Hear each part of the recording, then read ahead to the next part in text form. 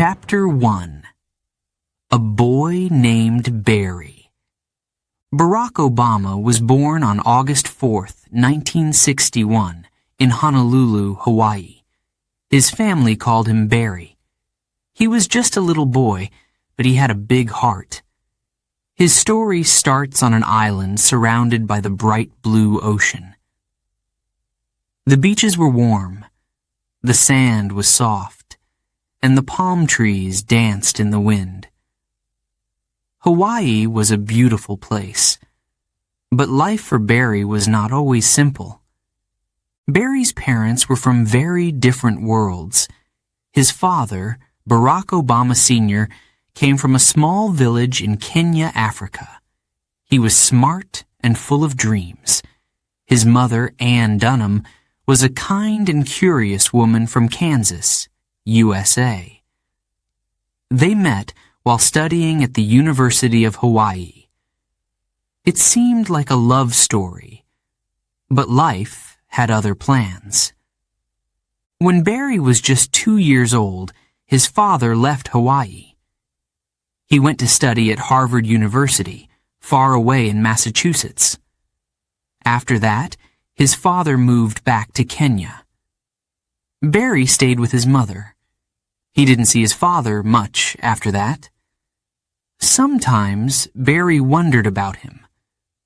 Who was this man from so far away? What was Kenya like? Barry's mother worked hard to give him a good life. She believed in education and wanted Barry to learn as much as he could. Barry, she would say, if you study and work hard, you can do anything. She woke him up early every morning to help him with his homework. Sometimes Barry didn't like it. He just wanted to sleep. But deep down, he knew his mother wanted the best for him. Barry's grandparents also helped raise him. They were loving and kind. His grandfather, who he called Gramps, told him funny stories and took him on little adventures. His grandmother, Toot, worked at a bank and taught Barry the value of hard work. "Do your best, Barry," she would say with a smile. But even with all the love around him, Barry sometimes felt lonely. He looked different from most of the kids in his neighborhood. His skin was darker, and his curly hair stood out. People often asked him, "What are you?" This question confused him. He didn't know how to answer. Barry wanted to belong.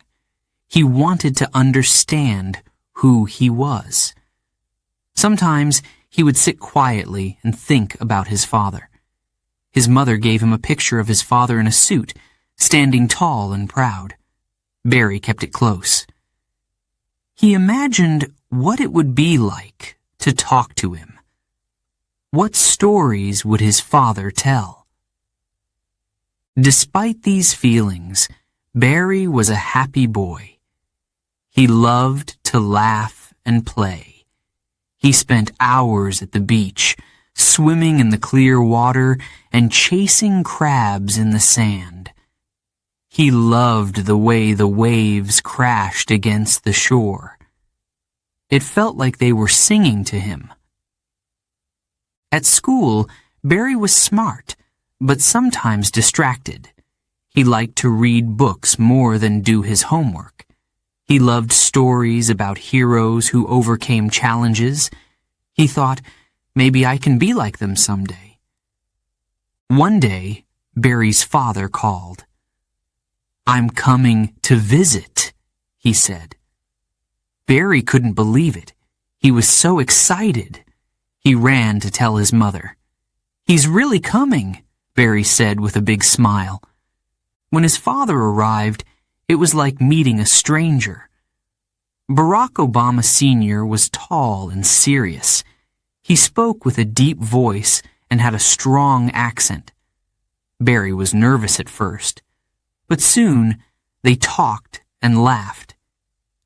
His father told him about Kenya, the animals, the people, the culture. Barry listened closely, imagining the faraway land. One evening, his father sat down with him. "Barry," he said, "you must work hard and be honest. Always do what is right, even when it is hard." These words stayed with Barry for the rest of his life. But just as quickly as his father came, he was gone again. Barry watched him leave, feeling a mix of emotions.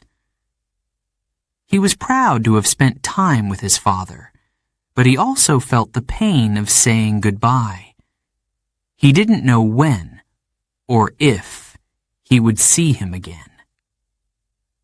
As Barry grew older, he started to notice the world around him more. He saw people who were treated unfairly because of their skin color. He heard stories of people struggling to make ends meet. These things made him think. He wanted to understand why the world was like this. Sometimes Barry felt angry. Why did life have to be so complicated? Why couldn't everyone just get along? His mother noticed this and told him, "Barry, life isn't always fair, but you can choose to make it better." These words gave him hope. Barry began to dream. He dreamed of a world where everyone was equal. He dreamed of helping people who felt left out, just like he sometimes did.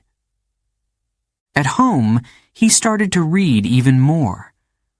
Books became his escape and his inspiration. He read about leaders like Martin Luther King Jr., who fought for civil rights. Their stories touched his heart. But Barry was still a kid. He loved basketball and spent hours practicing his shots. He and his friends played until the sun went down. The sound of the ball hitting the pavement became part of his life. In those moments, Barry felt free. He didn't have to worry about his father or the big questions in his mind. He could just be himself, a boy who loved the game. As the years passed, Barry's dreams grew bigger. He wanted to see the world. He wanted to learn more. Most of all, he wanted to make a difference. He didn't know how he would do it, but he promised himself that he would try. Hawaii shaped him in ways he didn't yet understand. The warm sun, the crashing waves, and the kindness of his family became part of who he was. They gave him strength. Barry's story was just beginning. There were so many questions in his heart. Where did he belong? What could he become? He didn't have all the answers yet, but one thing was clear. Barry was ready to find out. Chapter 2. Growing Up Different. Barry sat on the steps of his house, staring at the horizon. The waves in Hawaii crashed softly in the distance, and the palm trees swayed in the warm breeze.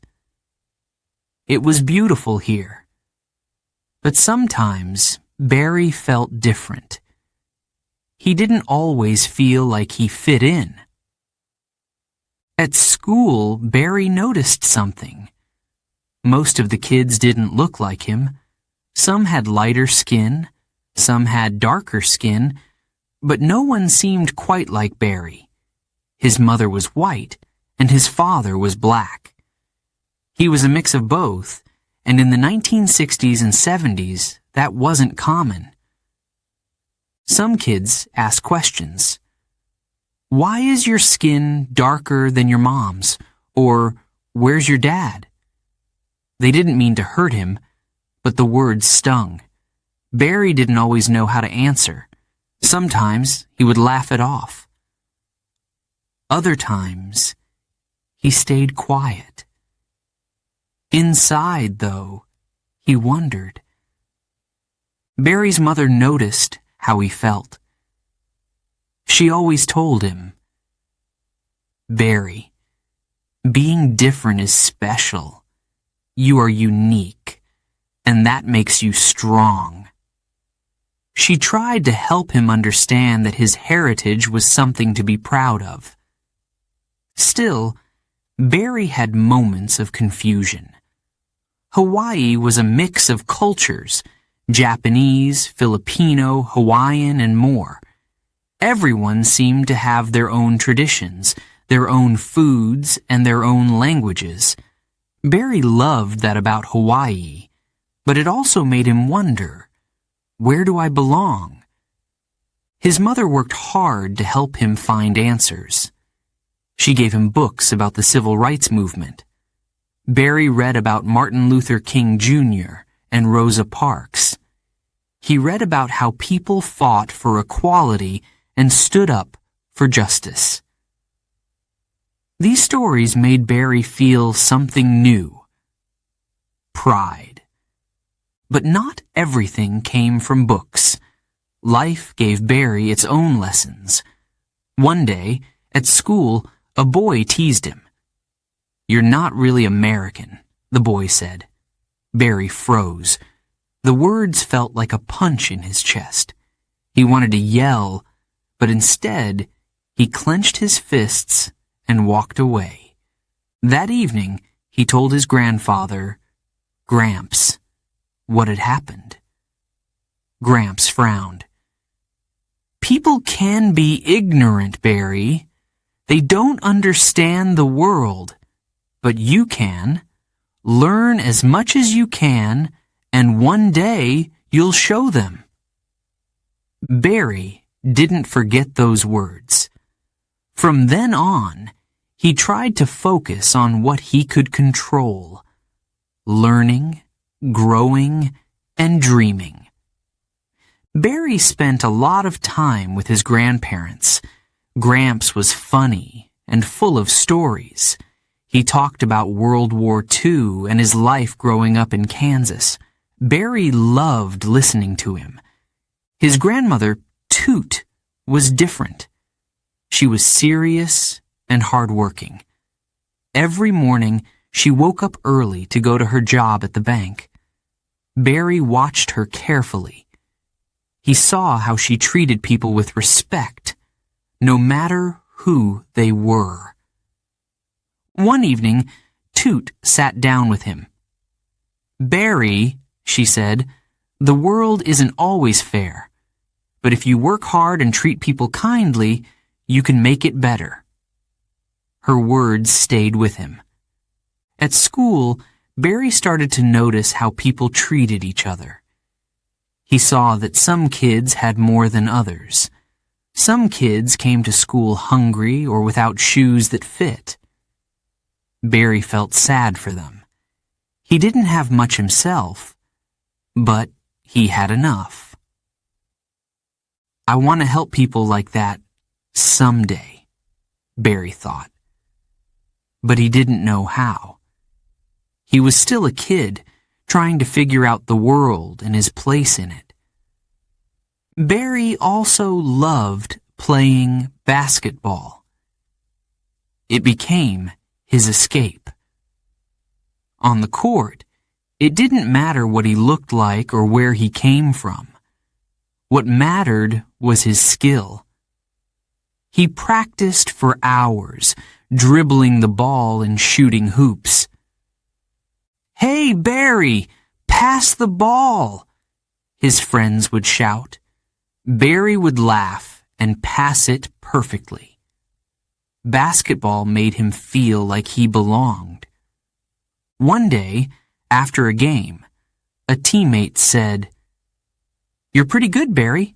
You could play in college." Barry smiled. For a moment, he felt like he was just like everyone else. But at night, The questions came back. He lay in bed, staring at the ceiling. "Who am I?" he whispered to himself. "Am I black? Am I white? Do I belong anywhere?" These thoughts didn't go away easily, but Barry found ways to deal with them. Barry's mother decided he needed to learn more about his father's culture.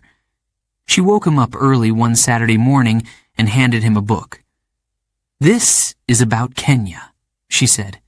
"It's where your father is from." Barry opened the book and saw pictures of wide grasslands, tall mountains, and elephants walking under the bright sun. He read about the people of Kenya, their traditions, their struggles, and their triumphs. The more Barry read, the more he felt connected to his father. He imagined the faraway land where his father had grown up.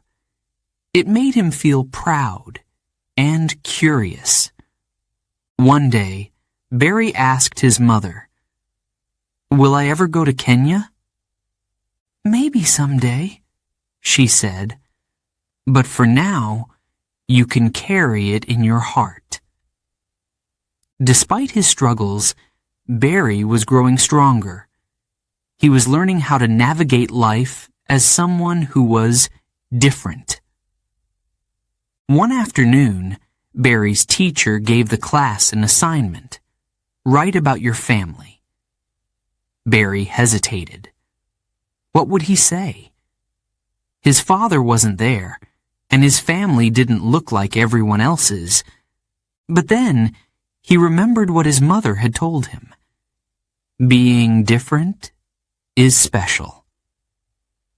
Barry picked up his pencil and started writing. He wrote about his mother's kindness, his grandparents' wisdom, and his father's strength. He wrote about Hawaii and Kenya, Kansas, and Africa. When he finished, he felt proud. He had written his story, a story that was his and no one else's. As Barry grew older, he started to see his differences as a strength. He realized he could connect with many kinds of people because he understood what it felt like to be on the outside. He also started to dream bigger. He didn't just want to belong. He wanted to make the world a better place. Maybe I can help people feel less different, he thought. Maybe I can make them feel like they belong. These thoughts stayed with him. They gave him hope. Barry didn't have all the answers yet, but he was starting to understand one important thing. Being different wasn't something to hide. It was something to celebrate. And so, Barry kept growing. He kept learning. He kept dreaming. Because deep down, he knew his journey was just beginning. Chapter 3. Dreams of his father. Barack was 10 years old when the big news came. His father, Barack Obama Sr., was coming to visit. Barry had heard so many stories about him, but he barely remembered what his father looked like. Now, he was going to meet him face to face. Barry's mother sat him down. "Your father is very smart, Barry," she said. "He's from Kenya, and he has worked very hard. He wants to see you." Barry nodded, but inside he felt nervous. What would his father think of him? The day finally arrived. Barry waited in the living room with his grandparents. Then the door opened. A tall man stepped in. He had a strong voice and a serious face. It was his father. "Hello, Barry," his father said. Barry didn't know what to say. He stared at this man who seemed like a stranger. His father smiled and held out his hand. Slowly, Barry reached out and shook it. The first days of the visit were strange. Barry was shy, and his father seemed so serious. He spoke with a Kenyan accent, and his voice was deep. Everything he said sounded important. But soon they began to talk. His father told him stories about Kenya, the country where he had grown up. He talked about green hills, wild animals, and the warm African sun.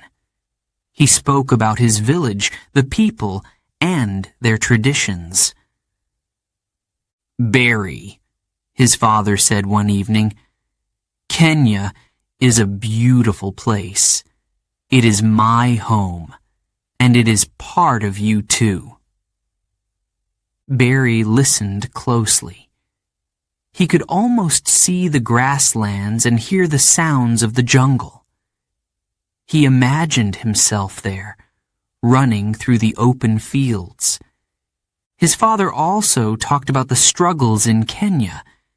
He explained how people fought for their independence from British rule. "We had to work hard for freedom," he said. "You must always value it."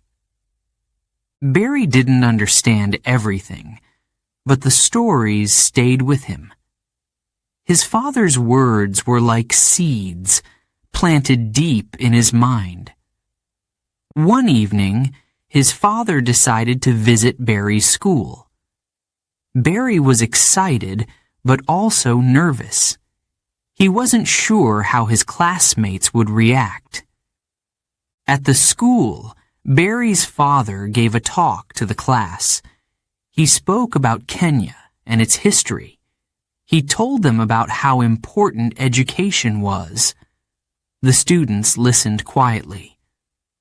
Some of them had never heard about a place like Kenya before. When the talk was over, Barry felt proud. His father was different from anyone else he knew. He was wise and full of big ideas. But Barry also noticed something else. His father could be strict. One day, when Barry wasn't doing his homework, his father frowned. "Barry," he said, "you must work hard. You have great potential, but you must use it. Do not waste your time." Barry looked down at his notebook. He didn't like being scolded, but he knew his father was right. The visit was short, just a few weeks. But for Barry, it felt like a lifetime. He was learning so much about his father, and in some ways, about himself. One day, his father sat down with him. "Barry," he said, "I want you to remember something. Be honest, be kind, and always do what is right, even if it is hard." These words were simple, but they made Barry think. He didn't understand their full meaning yet, but he knew they were important. As the visit came to an end, Barry felt a mix of emotions. He was happy to have spent time with his father, but he was also sad to see him leave. On the last day, Barry and his father stood by the door. His father looked down at him and smiled. "Barry," he said, "you will do great things one day. I believe in you." Barry's heart swelled with pride. He watched as his father walked away. He didn't cry, but he felt a deep ache in his chest. After his father left, life went back to normal. Barry returned to his routines: school, basketball, and days at the beach. But something had changed. Barry began to think more about who he was. He thought about Kenya, the place his father called home. He thought about the lessons his father had taught him. At night, he would sometimes look at the picture of his father in his suit. He would remember the deep voice and the powerful stories. As Barry grew older, he carried those memories with him. They were like a map, guiding him through life. When he felt lost, he thought about his father's words. Do what is right, even if it is hard. When he faced challenges, he remembered the struggles of the people in Kenya. If they could fight for freedom, he could fight for his dreams.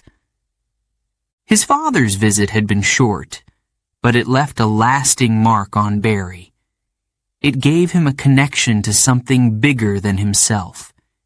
It gave him a sense of purpose. Years later, when Barry was a young man, he read a letter from his father. In the letter, his father wrote about the importance of helping others and standing up for justice.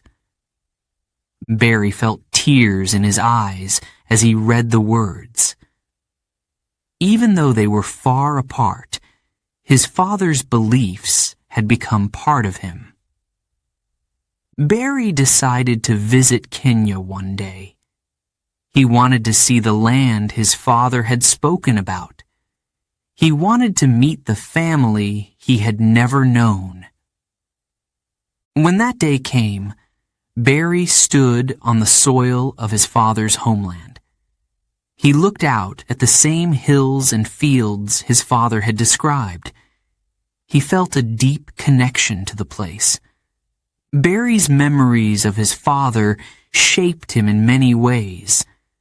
They taught him about the power of dreams, the value of hard work, and the importance of doing what is right. His father wasn't always there, but his lessons stayed with Barry forever.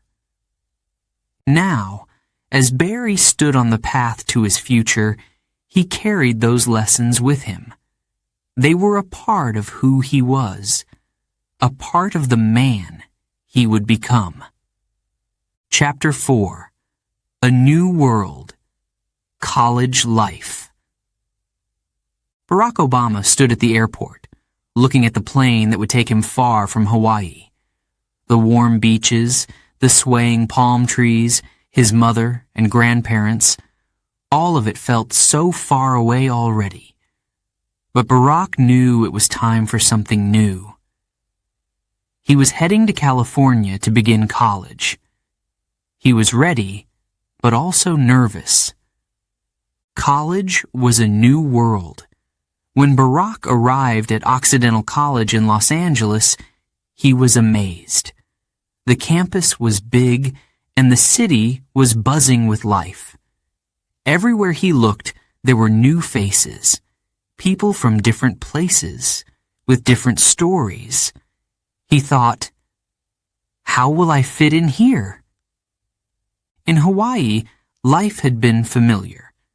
Now, Barack was on his own. He had to figure out everything himself, his classes, his schedule, and even where to eat. At first, it was exciting, but soon, Barack felt lonely. Barack spent a lot of time reading. He carried books with him wherever he went. He read about history, politics, and civil rights. He read stories about people who had changed the world. These books filled his mind with questions. Why is the world so unfair? He wondered. Why do some people have so much, while others have so little? The more Barack read, the more he wanted to understand. He wanted to find answers, but they weren't easy to find. At college, Barack met students who were passionate about change. They talked about big ideas: justice, equality, and freedom. These conversations made Barack think even more. He started to join discussions and share his thoughts. But sometimes, Barack felt like he didn't belong. He was one of the few black students at the college. People often asked him questions like, "Where are you from?" or "What's it like being black?" These questions made him feel like an outsider. One night, Barack sat alone in his dorm room. The books on his desk were piled high. He stared at them, but couldn't focus. He thought about his father's words: "Do what is right, even if it is hard." He whispered to himself, "What is the right thing for me to do?" Barack didn't let his loneliness stop him. He started exploring Los Angeles. The city was full of energy. It was noisy, colorful, and alive. Barack loved walking through the streets and watching people. One day, he joined a group of students protesting for equality. They carried signs and chanted for change. For the first time, Barack felt like he was part of something bigger than himself. But there were still moments of doubt. "Am I doing enough?" he asked himself. He wanted to make a difference, but he didn't know how yet. After 2 years, Barack decided to leave Occidental College. He wanted something more. He wanted to challenge himself in a new way.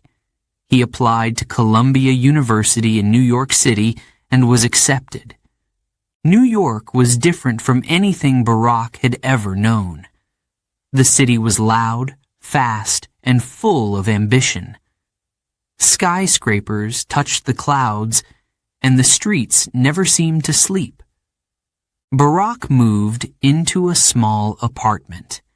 It was cold in the winter, and he didn't have much money, but he didn't mind. He spent his days in libraries, studying and thinking. At Columbia, Barack worked hard. He focused on political science and international relations. He wanted to understand how the world worked, how governments, economies, and societies connected. He wrote papers and read late into the night. He learned about leaders who had fought for justice, like Mahatma Gandhi and Nelson Mandela. Their stories inspired him. But college life wasn't just about studying. Barack also met new people. He talked with students from all over the world. Some had grown up in rich countries, others came from places of struggle. These conversations made Barack think deeply. He realized how big the world was and how small his place in it felt. What can I do to help? He wondered. One afternoon, Barack sat in the park near his apartment. The sun was setting and the city lights were starting to glow. He opened his notebook and began to write. He wrote about his father and the lessons he had taught him. He wrote about his mother and her belief in hard work and education. He wrote about Kenya, Hawaii, and now New York. Writing helped Barack organize his thoughts. It made him feel closer to the people and places that shaped him. But life in New York wasn't always easy. Barack often felt like he was carrying a heavy weight. He worried about his future. He didn't know exactly what he wanted to do after college. Should I become a lawyer? A teacher? A writer? He asked himself. Each idea felt exciting, but none felt quite right. One night, Barak looked out the window of his apartment. The city streets were quiet for once. He thought about his father's visit years ago. His father had spoken about responsibility, about using your talents to help others. That memory stayed with Barak. Maybe that's what I should do, he thought. Help others. As graduation approached, Barak felt a mix of emotions. He was proud of what he had achieved, but he also felt uncertain. The world outside college seemed so big and complicated, but Barak knew one thing. He wanted to make a difference. He didn't have all the answers yet, but he had hope. Looking back, Barak's time in college was a turning point. It wasn't always easy. There were times when he felt lost, lonely, or unsure. But through it all, he kept learning. He kept asking questions. He kept dreaming. College had given him more than just knowledge. It had given him a new perspective on the world and on himself. As Barak walked across the stage to receive his diploma, he smiled. This was just the beginning.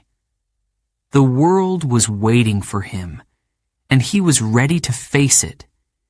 He didn't know where the road would lead, but he was determined to follow it. With hope in his heart and a deep desire to help others, Barak took his first steps into the future. Chapter 5. Chicago, a city in need. Barak stepped off the train in Chicago. The air felt colder than New York, and the city had a different energy. Tall buildings rose into the sky, but in many neighborhoods the streets felt quiet and empty. Barak had come here to make a difference. He didn't know exactly how, but he was ready to try. After college, Barak wanted to help people. He had read about justice, fairness, and equality. Now, he wanted to see what those words meant in real life. He took a job as a community organizer. The job didn't pay much, and he didn't know anyone in Chicago. But he believed this was the right place to start. Barak worked on the south side of Chicago, a part of the city where many families struggled. Years ago, factories had been the heart of the community. People had good jobs, and they could support their families. But now, many of those factories were closed. Without work, families faced hard times. Parents worried about paying rent or buying food. Schools didn't have enough money, and streets were full of potholes. People felt like no one cared about them. When Barak visited these neighborhoods, he saw the sadness in people's eyes. But he also saw something else: hope. Even though life was hard, the people hadn't given up. Barak's job was to listen. He sat in church basements, community centers, and living rooms, talking to people about their problems. At first, some people were suspicious. "Who is this young guy?" they asked. "What does he know about us?" Barak didn't argue. He listened. He wanted to understand their struggles. He heard about mothers who worked 2 jobs but still couldn't make ends meet. He heard about teenagers dropping out of school because they didn't see a future. Some nights, Barak couldn't sleep. He thought about the stories people had shared with him. He wanted to help, but the problems felt so big. One day, Barak met a group of parents at a church. They told him about an empty lot near their neighborhood. Trash covered the ground, and it had become a dangerous place. "We want a playground for our kids," one woman said. "But nobody listens to us." Barack looked at the parents and said, "Let's make them listen. If we work together, we can do this." It wasn't easy. Barack helped the parents write letters and make phone calls. He went with them to meet city officials. At first, no one seemed to care, but Barack and the parents didn't give up. After months of hard work, something amazing happened. The city agreed to clean up the lot and build a playground. On opening day, Barack stood with the parents as their children ran and laughed. He smiled. This was what he had come to do. But not every day was a success. Some days, Barack felt frustrated. People didn't always trust him, and change came slowly. One evening, Barack walked home through the cold streets. Snow fell softly, covering the ground. He felt tired and unsure. Am I really helping? He wondered. But then he remembered the faces of the children at the playground. He remembered the parents who had found their voices. Even small victories matter, he told himself. Barack also learned important lessons in Chicago. He learned that real change didn't come from one person. It came from people working together. He also learned to stay calm under pressure. One day, a community meeting grew heated. People argued loudly, blaming each other for the problems. Barack stood up and said, "We're all here because we care. Let's focus on what we can do together." Slowly, the room grew quiet. People began to listen to each other. Barack saw that bringing people together was one of the most powerful things he could do. Barack loved the people he worked with, but the job wasn't easy. He lived in a small apartment and didn't have much money. Sometimes he missed his family in Hawaii. On weekends, he would visit a coffee shop, order a cheap cup of coffee, and read. He read books about history, leadership, and change. These books gave him new ideas and kept his spirit strong. One day, a woman Barack worked with said, "You should go to law school, Barack. You have a talent for helping people. Imagine how much more you could do with a law degree." At first, Barack wasn't sure. Law school was a big decision. It meant leaving Chicago, the place where he had learned so much. But deep down, he knew the woman was right. If he wanted to make a bigger difference, he needed more tools. Before leaving Chicago, Barack reflected on his time there. He thought about the people he had met, the parents who fought for their children, the teenagers who dreamed of a better future, and the neighbors who came together to rebuild their communities. They had taught him more than any book ever could. They taught him the power of hope and action. They showed him that even in the hardest times, people could find strength by working together. Years later, Barack would often think about Chicago. It was the place where he found his purpose. It was where he learned to listen, to care, and to lead. The problems hadn't disappeared overnight. But the people of Chicago had shown him something important. Change is possible when people believe in it. Before we begin Chapter 6, a quick note for our listeners. You're currently listening to this audiobook on Woo English. Remember, this content is specially made for Woo English listeners only. If you're hearing it on any other channel, it may be a violation of Woo English's rights. Please ensure you're tuned into the right source to fully enjoy and respect this audiobook journey. Now, let's continue the story. Chapter 6. Harvard and Michelle. Barack Obama arrived at Harvard Law School in 1988. It was one of the best law schools in the world. Barack felt both excited and nervous. He had worked hard to get here, but now he wondered, do I really belong? The campus was beautiful, but life at Harvard was intense. The classes were challenging, and his classmates were smart and competitive. Some came from wealthy families and had gone to the best schools. Barack was different.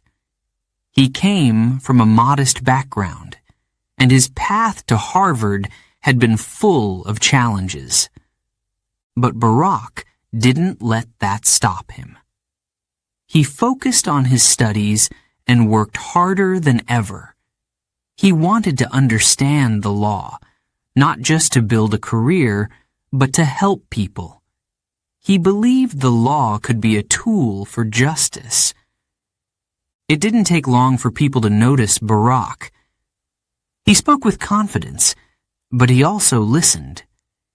His classmates admired him for his calm and thoughtful nature. He had a way of bringing people together, even in heated debates. In his second year, Barack achieved something remarkable. He became the first black president of the Harvard Law Review, a prestigious student publication. It was a huge honor. People across the country noticed his achievement. But Barack stayed humble. He didn't let the attention distract him. Instead, he used the position to learn and grow. While Barack was busy at Harvard, another part of his life was about to change forever. One summer, he took an internship at a law firm in Chicago. It was there that he met Michelle Robinson. Michelle was already a lawyer at the firm. She was smart, confident, and driven. Like Barack, she cared deeply about helping others. When Michelle first met Barack, she wasn't sure what to think. He was charming, but also a little casual. He's just another law student, she thought. But as they spent more time together, Michelle began to see something special in Barack. He was passionate about making a difference. He cared about people and believed in a better future. Their first date was at an ice cream shop. They walked and talked for hours. Barack shared stories about his childhood in Hawaii and his time as a community organizer in Chicago. Michelle talked about her family and her journey to becoming a lawyer. They discovered they had a lot in common. Both had grown up in working-class families. Both knew what it was like to feel different. And both dreamed of a world where everyone had a fair chance. That summer, Barack and Michelle grew closer. They supported each other's goals and shared their hopes for the future. After the internship, Barack returned to Harvard to finish his studies.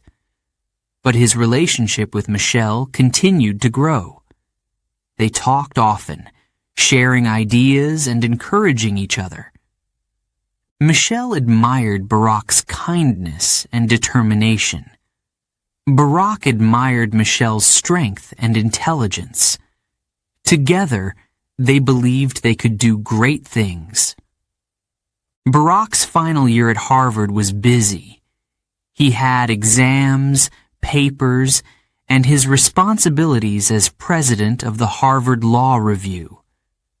But he kept thinking about Michelle. She was more than just a partner to him. She inspired him to be his best self. When things felt overwhelming, her support gave him strength. After graduating from Harvard, Barack had many opportunities. Big law firms wanted to hire him. He could have made a lot of money. But Barack chose a different path. He decided to return to Chicago to work for the people. Michelle was proud of his choice. She believed in his mission and stood by his side. Back in Chicago, Barack and Michelle began building their life together. Barack worked on civil rights cases and helped people who were treated unfairly. Michelle continued her work as a lawyer, but also supported community projects. They were a team. They encouraged each other to dream big, but stay grounded. One evening, after a long day of work, Barack took Michelle to a special place. It was quiet, and the stars filled the sky. He held her hand and told her how much she meant to him. Then he pulled out a small box and opened it. Inside was a ring. "Will you marry me?" he asked. Michelle smiled, tears in her eyes. "Yes," she said. It was a simple moment, but it was filled with love and hope. Barack and Michelle got married in 1992. Their wedding was a celebration of love, family, and commitment. Barack's smile was as big as the Hawaiian sun, and Michelle's happiness lit up the room. Together, they promised to support each other no matter what. They didn't know what the future would hold, but they knew they would face it together. As Barack and Michelle started their life as a married couple, they faced challenges. Money was tight, and the work was demanding. But they never lost sight of their shared goal: to make a difference. Barack spent long hours helping communities and fighting for justice. Michelle worked on projects that helped young people succeed. Some nights, they stayed up late, talking about their dreams. What if we could change the system? Barack wondered. Michelle nodded. We can. But it will take time. Their love and purpose guided them through the tough times. They leaned on each other when things got hard. They celebrated each other's successes, no matter how small.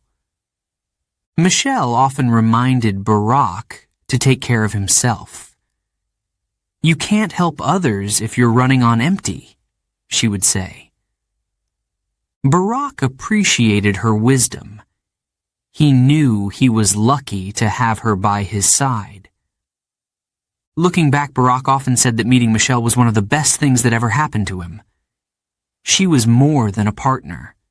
She was his anchor, his inspiration, and his equal. Together, they were stronger. Their love wasn't just about them. It was about the future they wanted to build. Not just for themselves, but for others. Barack's time at Harvard and his relationship with Michelle shaped the person he was becoming. Harvard had taught him about leadership and the law. Michelle had taught him about love, balance, and the power of partnership. These lessons would guide him in the years to come. They would prepare him for the challenges he would face.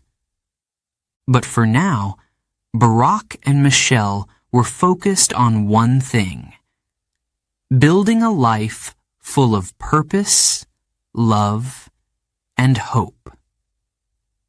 Chapter 7. Entering Politics. Barack Obama looked out at the crowd. It wasn't very big, but the people were smiling and clapping. He had just announced that he was running for the Illinois State Senate. It was his first step into politics, and it felt like the beginning of something big. But not everyone believed in him. Some people said, "He's too young." Others said, "He's not experienced enough." Barack heard their doubts, but he didn't let them stop him. Deep down, he believed he could make a difference. Barack's campaign was simple. He didn't have a lot of money or a fancy office. He worked from a small room with just a desk and a phone. Volunteers helped him knock on doors and talk to people in the community. He walked through neighborhoods, shaking hands and listening to people's stories. Many families were struggling. They worried about jobs, schools, and safety. Barack listened carefully. He wanted to understand their problems so he could fight for them. Change doesn't happen overnight, Barack told them, but together we can make things better. Barack's first campaign wasn't easy. Sometimes he felt tired and frustrated. Late at night, he would sit at home with Michelle talking about his dreams. "What if I don't win?" he asked her. Michelle smiled. "Even if you lose, you're planting seeds," she said. "People will see who you are and what you stand for. That's what matters." Her words gave Barack strength. He got up every morning and kept going, even when things were hard. On election day, Barack felt nervous. He had worked so hard, but now it was out of his hands. He waited as the votes were counted. When the results came in, Barack's heart sank. He had lost. It was a tough moment. He felt like he had let people down. But instead of giving up, Barack looked at the loss as a lesson. He thought about what he could do better next time. Barack didn't give up. He spent the next few years staying active in the community. He worked on projects to help families and improve education. He built strong connections with people. The next time Barack ran for office, he was more prepared.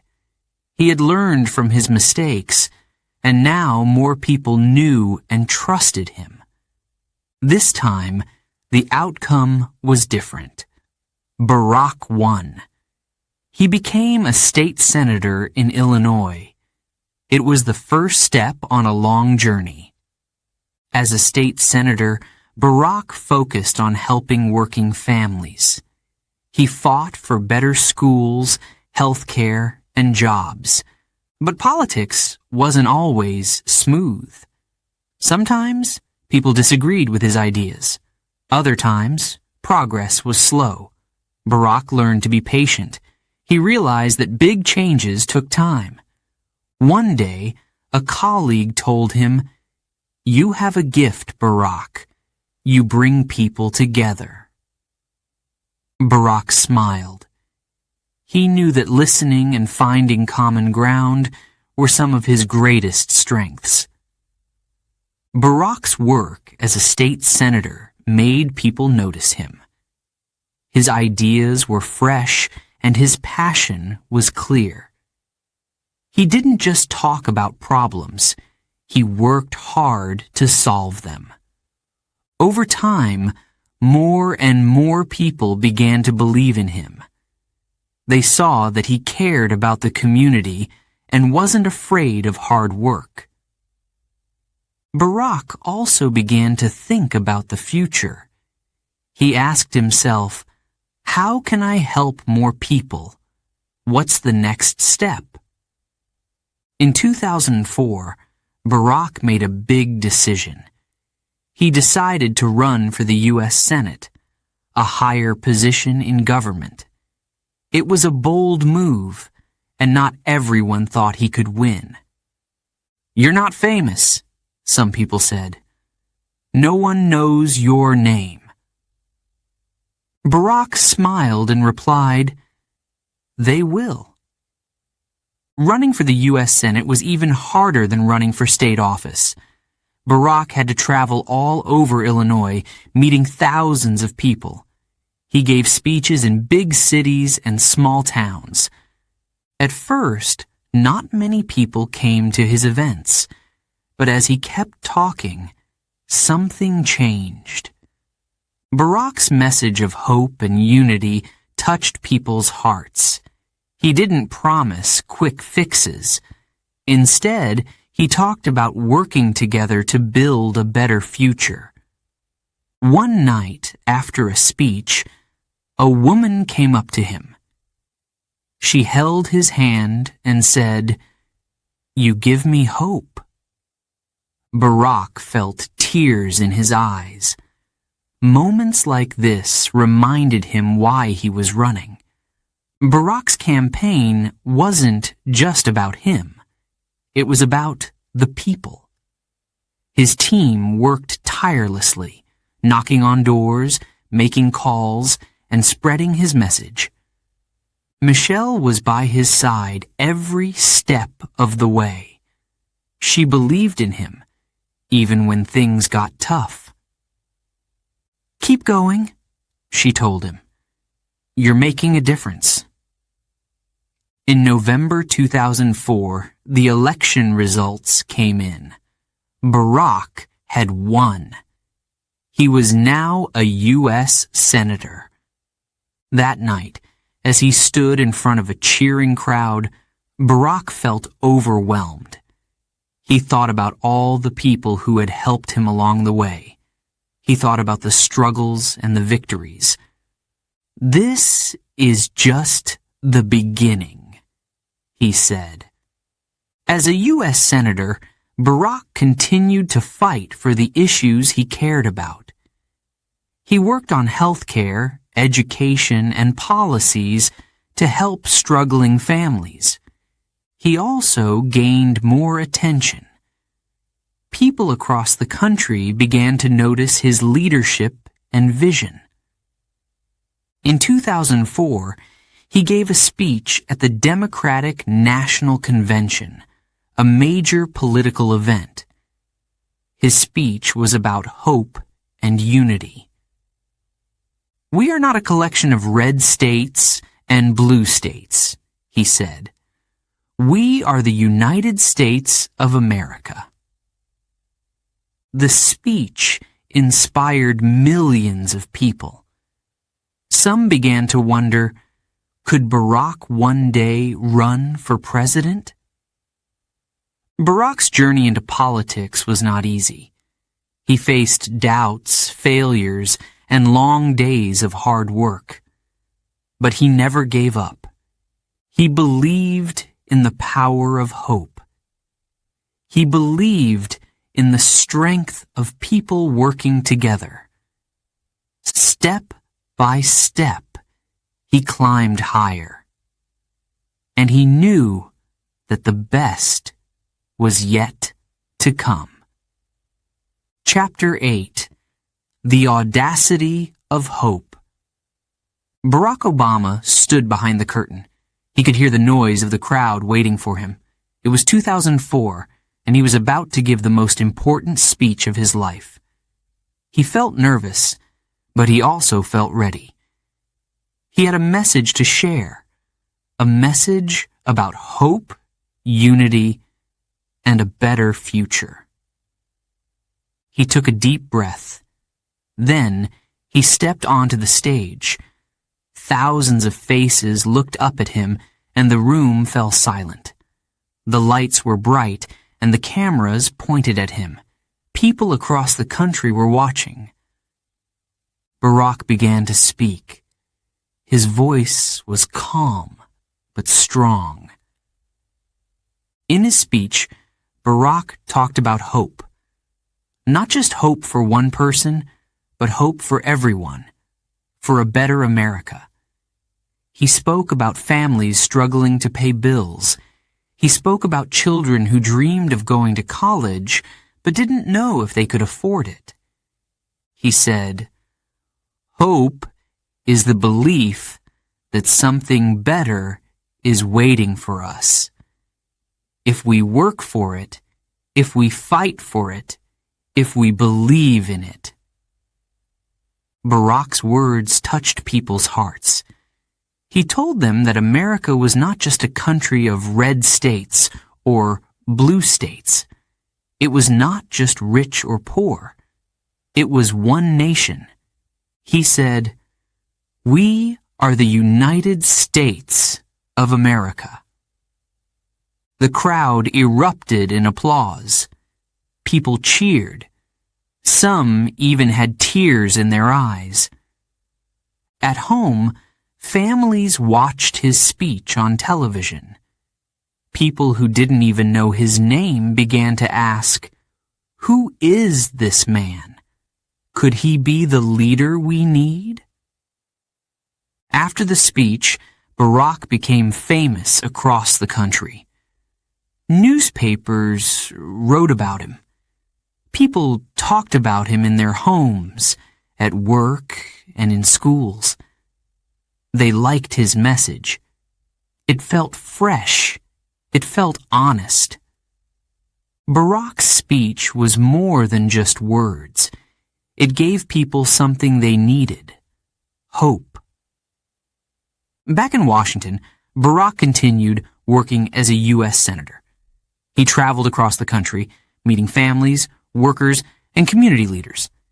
He listened to their problems. He tried to find solutions. He worked to improve health care, education, and jobs. But politics wasn't easy. Sometimes people argued and refused to work together. Barack didn't let this stop him. He remembered what he had said in his speech. "We must stand together. We are stronger when we are united." Over time, people began asking him a question. "Will you run for president?" At first, Barack wasn't sure. Running for president was a big challenge. It would take hard work, time, and energy. People would try to bring him down. He would be away from Michelle and their two daughters, Malia and Sasha, for long periods of time. One evening, Barack sat with Michelle. They talked about the future. "Do you think I should do this?" he asked her. Michelle looked at him. She knew how much he cared about helping people. "If you believe this is the right thing to do," she said, "then you should try. But remember, this isn't just about us. It's about the people who need you." Her words stayed with Barack. He thought about the families he had met. He thought about the young people who dreamed of a better future. Could he help them as president? Finally, Barack made his decision. He would run for President of the United States. When Barack announced his campaign, people were excited. Crowds gathered to hear him speak. He told them about his vision for the country, a vision of hope, change, and unity. His message was clear. Yes, we can. Yes, we can heal this nation. Yes, we can build a better future. Yes, we can change the world. People believed him. They felt inspired. They felt like their voices mattered. But not everyone believed in Barack. Some people said, "He's too young." Others said, "He doesn't have enough experience." Barack heard these doubts, but he didn't let them stop him. He had heard doubts before, and each time he proved people wrong. The campaign was hard work. Barack traveled from state to state, giving speeches and meeting voters. He shook hands, listened to stories, and answered questions. Some days were long and tiring. Michelle and their daughters supported him. When he was tired, Michelle reminded him why he was doing this. "You're not just running for president," she said. "You're running for all the people who believe in you." Barack carried those words with him everywhere he went. Along the way, Barack faced challenges. His opponents tried to bring him down. They said he couldn't win. They said his ideas were too bold. But Barack stayed calm. He stayed focused. He kept talking about hope. One day, at a rally, a young girl stood up and asked, "Can things really get better?" Barack looked at her and smiled.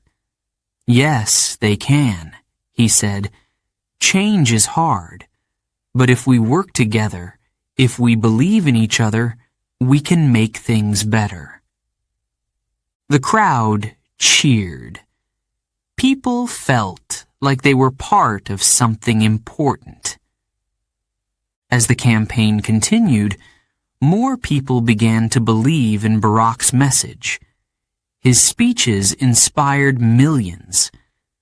People who had never voted before stood in line for hours to hear him speak. One supporter said, "Barack makes me believe that anything is possible." Barack's journey had come a long way. From a small apartment in Chicago to the steps of the U.S. Senate, he had always believed in hope. Now he was asking the country to believe in it too. But the road was not over yet. Winning the election would be hard. There would be challenges ahead. Still, Barack remained hopeful. He remembered the words of his father. "Do what is right, even if it is hard." And he believed something deeply. Yes, we can. Chapter 9. Yes, we can. Barack Obama stood in front of a large crowd in Springfield, Illinois. The wind was cold, and people wrapped themselves in coats and scarves.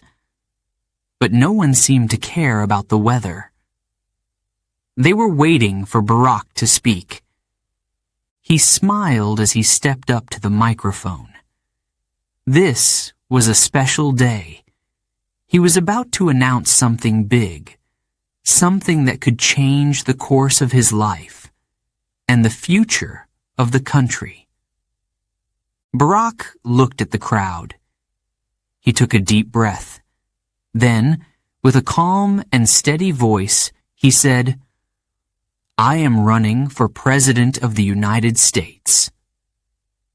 The crowd erupted in cheers. People clapped, waved flags, and shouted his name. But Barack knew this was just the beginning. Running for president was no easy task.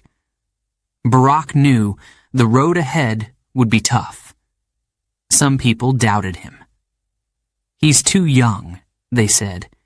"He doesn't have enough experience." Barack had heard these things before, and he didn't let them stop him. He believed in his message of hope and change. He believed that America needed new leadership, leadership that could unite people and inspire them to work together. His campaign slogan was simple but powerful. Yes, we can. Barack traveled across the country. He gave speeches in big cities and small towns. He met factory workers, teachers, farmers, and students. He listened to their stories. People told him about losing their jobs, struggling to pay for health care, and worrying about their children's future. Barack listened with care. He knew their pain was real, and he wanted to help. "We need to believe in each other again, Toldori.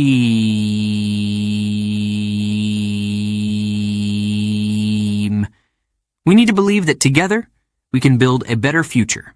Yes, we can." His words gave people hope. The campaign was exhausting. Barack spent long days on the road. He gave speech after speech, shaking hands and answering questions. At night, he barely slept, but he wasn't alone. His wife, Michelle, was by his side. She believed in him and his mission. "You're doing this for the people," she reminded him. "They need your voice. They need your hope." Her words kept Barack going, even when the days felt endless. The competition was fierce. Barack wasn't the only one running for president. His main opponent was a powerful and well-known politician. Many people thought Barack didn't stand a chance, but Barack refused to give up. He believed in his message, and he believed in the people. One day, at a rally, a young woman stood up and asked, "Why should we believe in you? What makes you different?" Barack looked at her. The room grew quiet as everyone waited for his answer. He said, "Because I believe in you. I believe in the power of ordinary people to do extraordinary things. If we work together, we can bring real change. Yes, we can." The crowd cheered. Barack's words made them feel strong and hopeful. As the campaign continued, Barack's message spread. People from all walks of life joined his movement. Some were young and voting for the first time. Others had felt forgotten by politics for years. Barack's campaign wasn't just about him. It was about the people. "We are not running just to win," Barack told his team. "We are running to bring hope to people who need it most." The media paid close attention to Barack's campaign. Some reporters praised him, saying he was a new kind of leader. Others were more critical. They said he was dreaming too big. Barack didn't let the criticism bother him. He stayed focused on his goals. He kept meeting people, shaking hands, and sharing his vision. At one event, a man approached him with tears in his eyes. "My son joined your campaign," the man said. "You've given him something to believe in. Thank you." Barack shook the man's hand. Moments like these reminded him why he was running. Barack also faced challenges during the campaign. Some people tried to use his background against him. They said his name sounded foreign. They asked questions about his past, trying to create doubt. But Barack stayed calm. He didn't let their words distract him.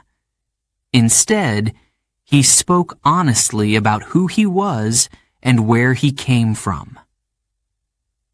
"Yes, I have an unusual name," he said with a smile. "But this is what America is about. People from all backgrounds coming together to build something great."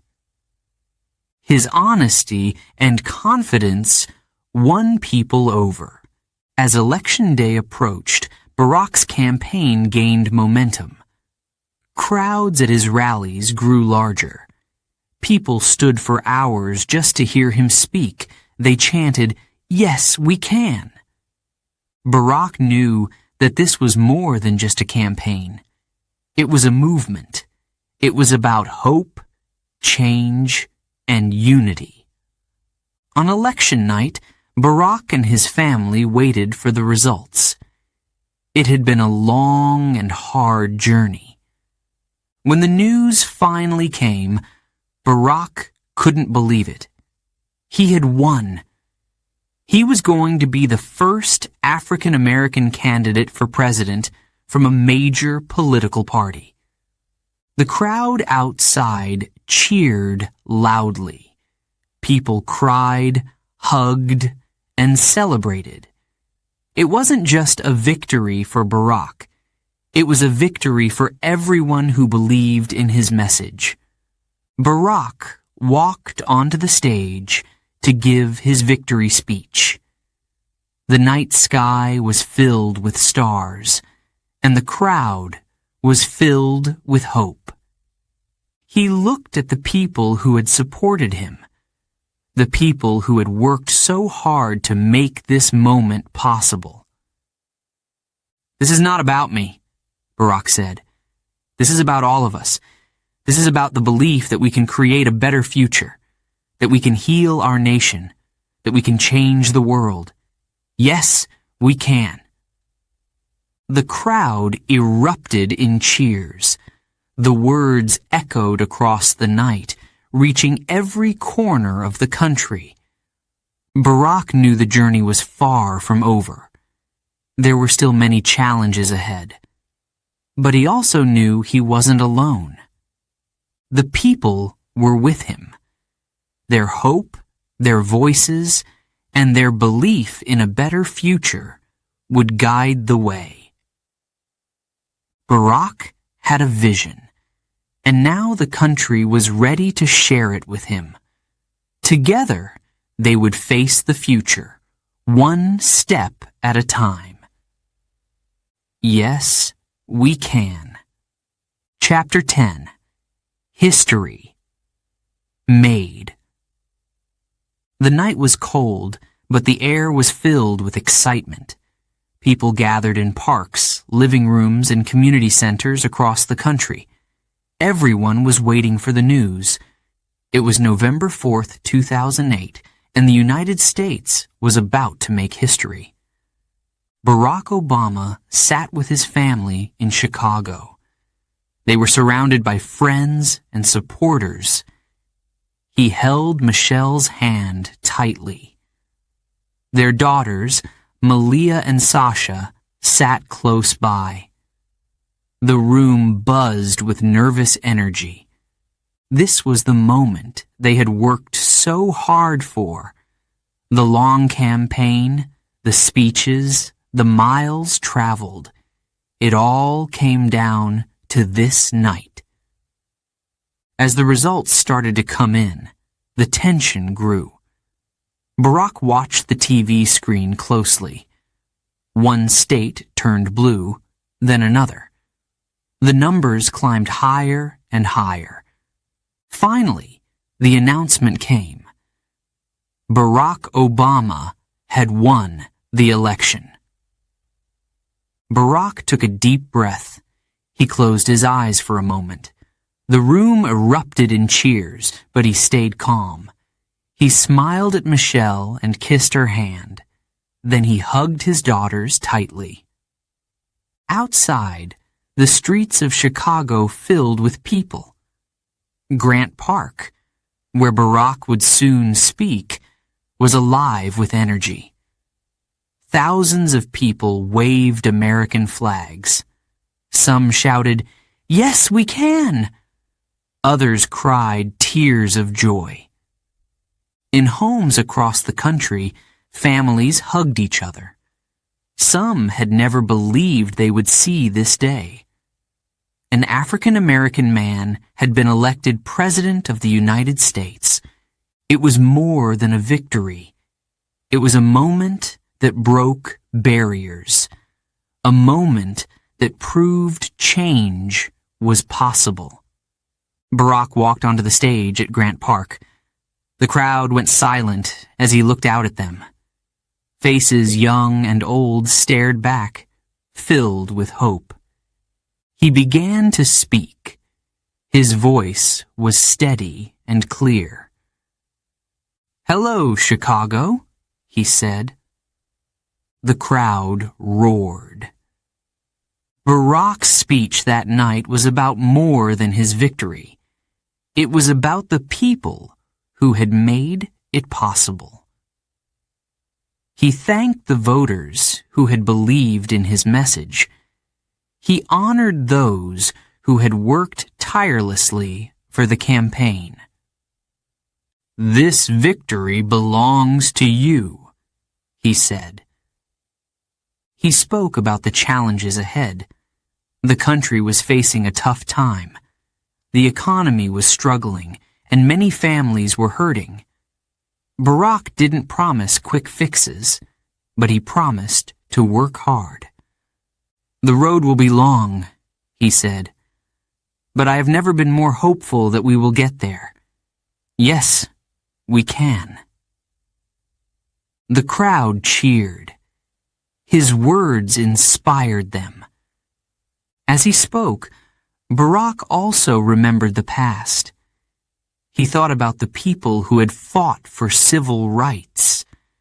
People like Martin Luther King Jr. and Rosa Parks. They had faced danger, hatred, and injustice. But they had never given up. Barack knew he was standing on their shoulders. Their sacrifices had made his journey possible. "This is your victory," he said, speaking to everyone who had fought for equality. "This is your moment." Around the world, people celebrated. In Africa, crowds gathered to watch the news. In Europe, leaders congratulated Barack. In Asia, people stayed up late to see history being made. For many, Barack's election wasn't just about America. It was about hope for the world. In his speech, Barack also spoke about unity. He reminded everyone that this was not just a victory for one group of people. "I will be the president for all Americans," he said. "Whether you voted for me or not, I will listen to you. I will fight for you." His words showed his deep belief in bringing people together. Back in Hawaii, Barack's grandmother would have been proud. She had passed away just days before the election, but her lessons and love were with him that night. Barack thought about her and his mother. He thought about his father's words and the dreams of his family in Kenya. He carried all of them with him as he spoke. That night, millions of people cried tears of joy. Some had waited their whole lives for a moment like this. Parents told their children, This is proof that you can be anything you want to be. Barack's election gave people hope. It showed that America was changing, growing, and moving forward. But Barack knew the work was just beginning. The campaign had been hard, but being president would be even harder. He would face challenges every day. Still, he believed in the message that had brought him here. Yes, we can, he thought. We can face whatever comes next. The next morning, the headlines were clear. Barack Obama had made history. His photo was everywhere, on newspapers, TV screens, and websites. But Barack didn't think about fame. He thought about the promise he had made to the American people. He had promised to fight for change, to bring people together, to make the country better for everyone.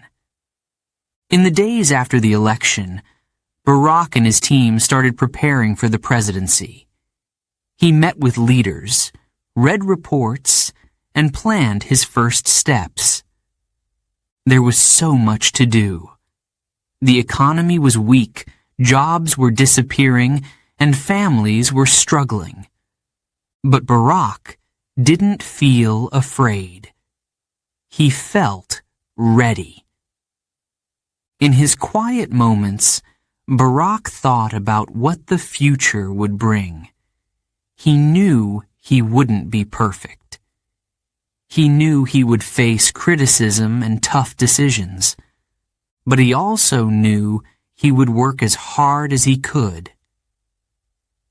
Being president isn't about me, he told Michelle one evening. It's about the people. It's about the country. Michelle nodded. She had always believed in him. She knew he would give everything he had to the job.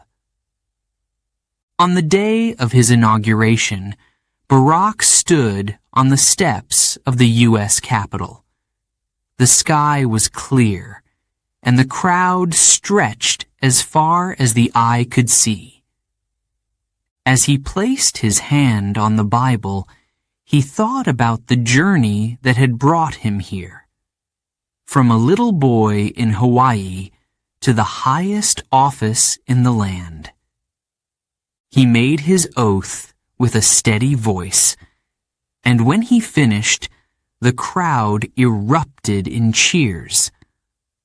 Barack Obama was now the 44th President of the United States.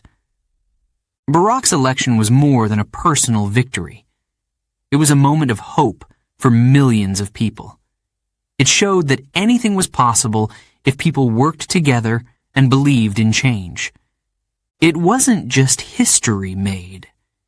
It was a promise to keep moving forward. Yes, we can. Chapter 11. The Challenges of Leadership. Barack Obama sat at his desk in the Oval Office. The room was quiet, but his mind was busy. He was now the President of the United States, and the country was facing serious problems. The economy was in trouble. Millions of people had lost their jobs. Families were losing their homes. Businesses were closing. Barack knew he had to act quickly. At the same time, wars in Iraq and Afghanistan continued. Soldiers were far from home, and many Americans were tired of the fighting. Barack also wanted to bring big changes. He wanted to improve healthcare, create more jobs, and work for peace. But being president wasn't easy. Every decision he made was questioned. Not everyone agreed with him. Still, Barack stayed calm. He believed in the people. And he believed in hope. One of the first challenges Barack faced was the economic crisis. People called it the Great Recession. Banks were failing, and many Americans were scared. Barack worked with his team to create a plan. He wanted to save jobs and help families who were struggling. The government gave money to businesses to keep them open. This decision wasn't popular with everyone. Some people said, "Why are we helping big companies?" Others said, "It's too much money." Barack listened to their concerns, but he believed it was the right thing to do. "If we don't act now," he said, "the situation will get worse." Over time, the economy began to recover. It wasn't perfect, and it took years, but Barack's actions helped millions of people keep their jobs. Another major goal for Barack was health care. For years, many Americans couldn't afford to see a doctor or buy medicine. Barack wanted to change that. He worked on a new law called the Affordable Care Act. People called it Obamacare. The goal was to make health care available to everyone. But this wasn't easy. Some politicians fought against the plan. They argued about costs and rules. The debates were long and intense. Barack spent months meeting with lawmakers and explaining his vision. He stayed calm, even when others shouted or criticized him. In 2010, the Affordable Care Act became law. It wasn't perfect, and there were still challenges, but it helped millions of Americans get health insurance for the first time. Barack knew it wasn't easy, but he believed it was worth the fight. "Healthcare is a right, not a privilege," he said. While Barack worked on these problems, wars continued in the Middle East. He had promised during his campaign to bring troops home. Now, he had to keep that promise. Barack met with military leaders to create a plan. In 2011, he announced that U.S. troops would leave Iraq. It was a big moment.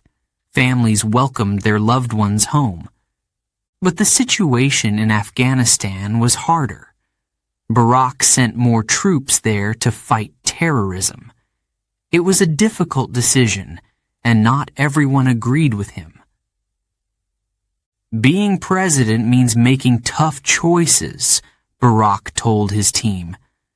"Sometimes there are no easy answers." Barack also faced challenges at home. In 2012, a tragedy shook the country. A gunman entered an elementary school in Connecticut and killed 20 children and 6 adults. Barack was heartbroken. As a father, he thought about his own daughters. He knew something had to change. He called for stronger gun laws to protect children and families. But once again, he faced opposition. Some politicians refused to act. Barack stood before the nation and spoke with tears in his eyes. "We can't tolerate this anymore," he said. "We have to do better for our children." The fight for change was difficult, but Barack continued to push for safer communities. Despite the challenges, there were moments of hope. In 2011, U.S. forces found and killed Osama bin Laden, the leader of the group responsible for the September 11th attacks. It was a major victory for the country. Barack addressed the nation that night. "Justice has been done," he said. Americans felt a sense of relief and unity. Barack also worked to bring people together in other ways. In 2015, the Supreme Court ruled that same-sex marriage was legal across the United States. It was a historic moment for equality. Barack celebrated the decision. He believed that everyone deserved the right to marry the person they loved. That evening, the White House was lit up in rainbow colors. People gathered outside, singing and cheering. Barack watched from a window, smiling. "This is what change looks like," he said. But not every day was filled with victory. Some Americans felt that Barack wasn't doing enough. Others thought he was trying to do too much. Protests erupted in several cities over police violence and racial injustice. Barack listened to the voices of the protesters. He knew their pain was real. "Race is still an issue in America," he said. "We have to face it together." Barack met with community leaders, police officers, and activists. He encouraged them to find solutions. "It won't happen overnight," he said, "but we must keep working." Throughout his presidency, Barack faced criticism. People questioned his decisions and even his background. Some spread false rumors about him. Barack stayed focused. He didn't let the negativity distract him. "Being president isn't about being liked," he said. "It's about doing what's right." Through all the challenges, Barack found strength in his family. Michelle was his rock. She supported him, encouraged him, and reminded him to stay grounded. Their daughters, Malia and Sasha, brought joy to the White House. Barack loved spending time with them, even if it was just a quick dinner or a game of basketball. "They keep me balanced," he said. As his presidency continued, Barack never lost sight of his vision. He believed in the power of hope and unity. He believed that people working together could overcome any challenge. Some days were harder than others. But Barack never gave up. He reminded himself of the words that had guided his journey.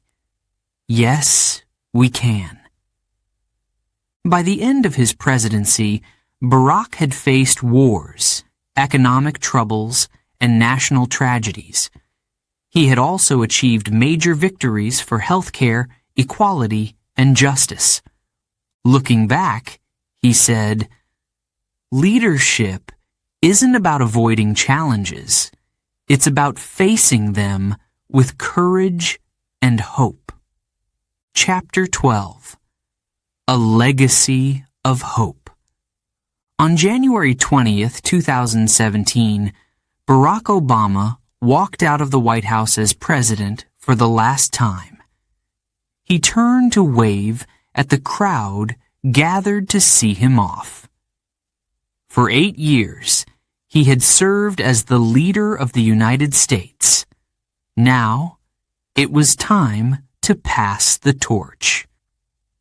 The journey from Hawaii to the White House had been incredible. Barack had faced challenges, doubts, and setbacks, but he had also inspired millions of people. He had shown them that hope could lead to change. As Barack left the White House, he felt a mix of emotions. He was proud of what he had accomplished, but knew there was still work to do. His time as president had ended, but his mission to inspire hope was far from over. Barack's story began on a small island in Hawaii. As a boy, he dreamed of doing something meaningful. He didn't know exactly what, but he believed in the power of education, kindness, and hard work. Throughout his life, he had followed those values. From his days as a community organizer in Chicago to his time as a U.S. Senator, Barack worked to make a difference. Becoming president had never seemed possible. He was the son of a Kenyan father and an American mother. He didn't grow up rich or powerful. Yet, through hard work and determination, he broke barriers. His election as the first African American president was a moment that changed history. It gave people hope, especially those who had felt invisible or forgotten. During his presidency, Barack focused on helping others. He worked to make healthcare more affordable, create jobs, and bring troops home from war. He didn't solve every problem, and he wasn't perfect. But he never stopped trying. Barack often said, "Change doesn't happen overnight. It takes time, effort, and hope." These words inspired people around the world. They reminded everyone that progress is possible, even when it feels slow. One of Barack's greatest strengths was his ability to connect with people. He listened to their stories. He cared about their struggles.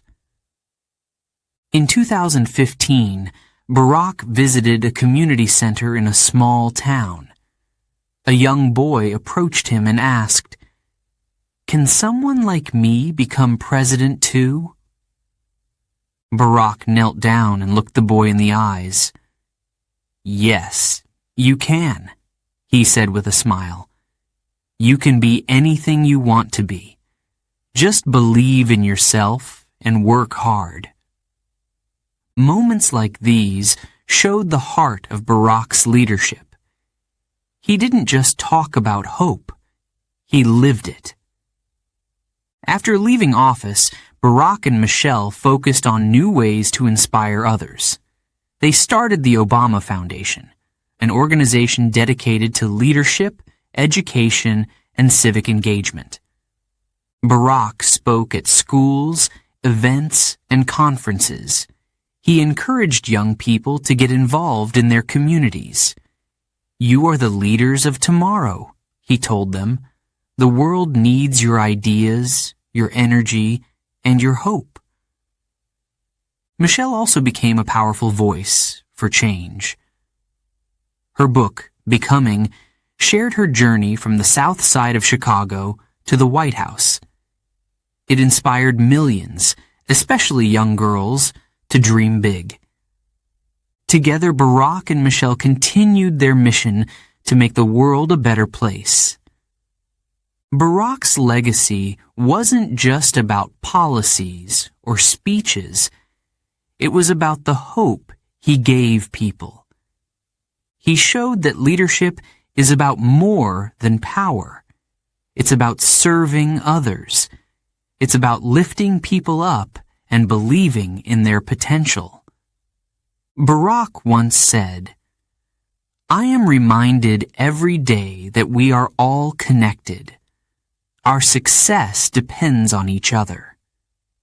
This belief guided everything he did. Even after his presidency, Barack remained a symbol of hope. When the world faced challenges, people looked to him for wisdom. During a global health crisis in 2020, Barack shared a message online. He encouraged people to stay strong, help their neighbors, and trust in science. His words brought comfort to many during a difficult time. Barack believed that small acts of kindness could create big changes. Every person has the power to make a difference, he often said. Barack's story also inspired countless young leaders around the world. Many of them saw themselves in him.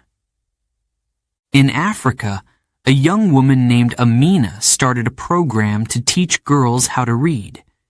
She said, "President Obama showed me that one person can create change.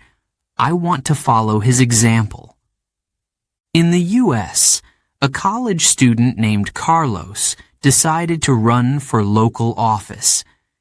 "If Barack could do it, why not me?" he said. Barack's legacy lived on through the people he had inspired. One of Barack's favorite quotes was from Dr. Martin Luther King Jr.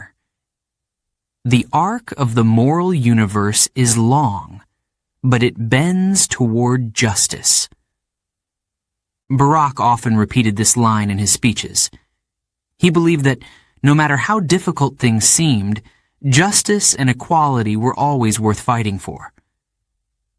This belief shaped his entire career. It gave him the courage to face criticism and keep moving forward. Barack's presidency also left a lasting mark on his family. Malia and Sasha grew up in the public eye, but their parents worked hard to give them a normal life. Barack often said his daughters were his greatest inspiration. "They remind me why I do what I do," he said. "Everything I've worked for is about building a better future for them, and for all children." Now, as young women, Malia and Sasha carried their father's lessons with them. They were proud of the legacy he had built. Barack often reflected on his time in the White House. He thought about the victories and the struggles. He thought about the people who had believed in him and the moments that had shaped his journey. But most of all, he thought about the future. He believed that the story of hope was not just his. It belonged to everyone who dared to dream of a better world. As Barack stood on a stage years after leaving office, he looked out at a crowd of young leaders. "The world is waiting for you," he said. "You don't have to be president to make a difference. You just have to care. You have to believe. And you have to act." The crowd cheered. Barack smiled. His story, from Hawaii to the White House, had shown that anything was possible. But he knew the story wasn't over. The legacy of hope would continue, carried by the people he had